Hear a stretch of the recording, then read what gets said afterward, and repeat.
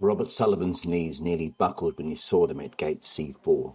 Sarah, his ex-wife, looking graceful in a simple blazer and jeans, and beside her, a teenage boy with Robert's sharp features and Sarah's warm eyes.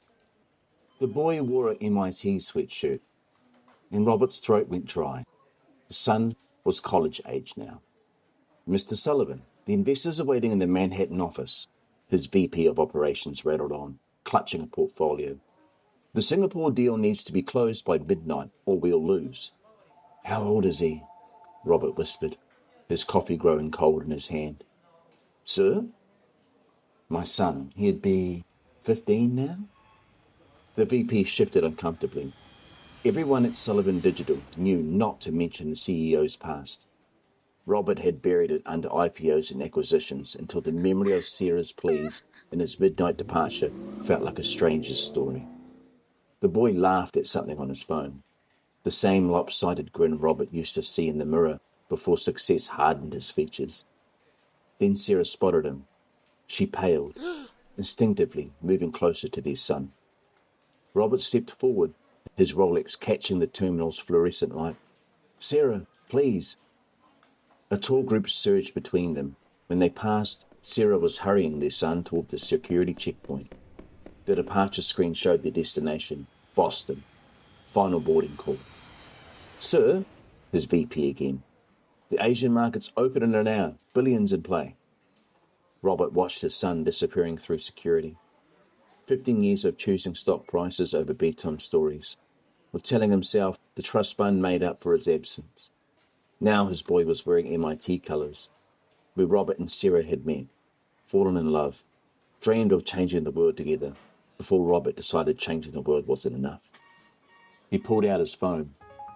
Cancel my meetings. But sir, the Singapore deal.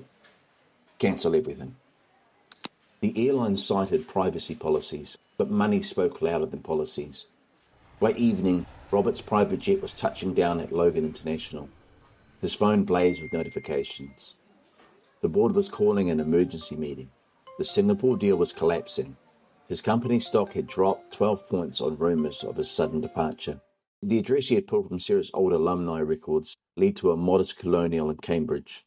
Robert sat in his rented car, watching lights glow behind curtained windows. Music drifted out. Someone was playing piano. He remembered how Sarah used to teach lessons to make ends meet while he built his first startup. His phone rang again. This time he answered. Robert. His board's chairman's voice was grave. The Singapore investors are pulling out. Your entire tech company could collapse by morning. Where the hell are you? Through the window, Robert saw his son sit down at the piano. Sarah stood behind him, pointing at sheet music, and they both were smiling. Robert, are you there? I have to go, he said, reaching for the car door. Robert, if you do this, there's no coming back. 15 years of work gone. Robert watched his son play, really seeing him for the first time. 15 years already gone, he whispered, and hung up. The porch light cast harsh shadows as Sarah opened the door. No smile, no warmth, just 15 years of carefully contained hurt. Why are you here? She asked. Before Robert could answer, his son appeared behind her, tall, gangly, with the same analytical glaze Robert saw in old photos of himself at MIT. Mum, who's... The boy stopped. His eyes narrowed, then widened. Dad? The piano music died. The house felt quiet too.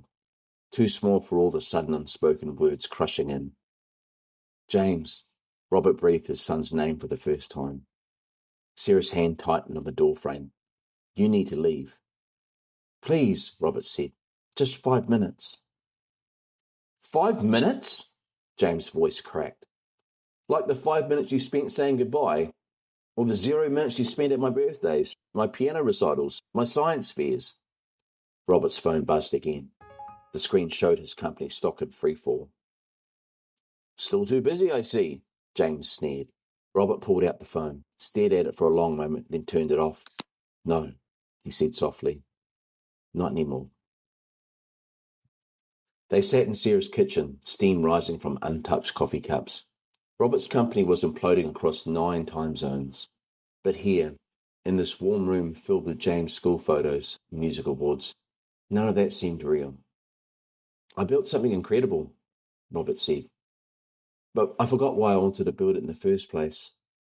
Back at MIT, when your mother and I dreamed of starting a company, it wasn't about the money. It was about making something meaningful together. You could have had both," Sarah said quietly. "I know that now." Robert looked at his son, really looked at him. "James, I know I can't buy back 15 years, but if you'll let me, I'd like to try earning them." James studied him with Sarah's careful consideration. "The piano piece I was playing, it's giving me trouble. Mum says you used to play." Robert smiled for the first time that night. "Binary code and Bach, the only languages that made sense to me at MIT, until I met your mother." They moved to the piano. James' fingers hovered over the keys. "It's a duet." Robert sat beside his son, their shoulders almost touching. Robert asked, "Do you want to show me?" The first notes were hesitant, uncertain. But as the melody grew, something else grew with it. A bridge across 15 years, built note by note, mistake by mistake, trying again until they got it right. Outside, Robert's empire crumbled. Inside, with Sarah watching from the doorway, father and son played until dawn. 6 months later, a small software company in Cambridge made headlines with its innovative music education platform. The founders were listed as James and Robert Sullivan, with Sarah serving as chief creative officer. The story circulated through tech circles how a billionaire had walked away from everything to rebuild the one thing money couldn't buy. Some called it foolish, but those who knew the family best noticed how James had his father's drive and his mother's heart, and how his parents still looked at each other like young dreamers at MIT. "Are you ready for the next measure?" James would ask at the piano. Robert and Sarah would share a smile and reply in unison, "Always."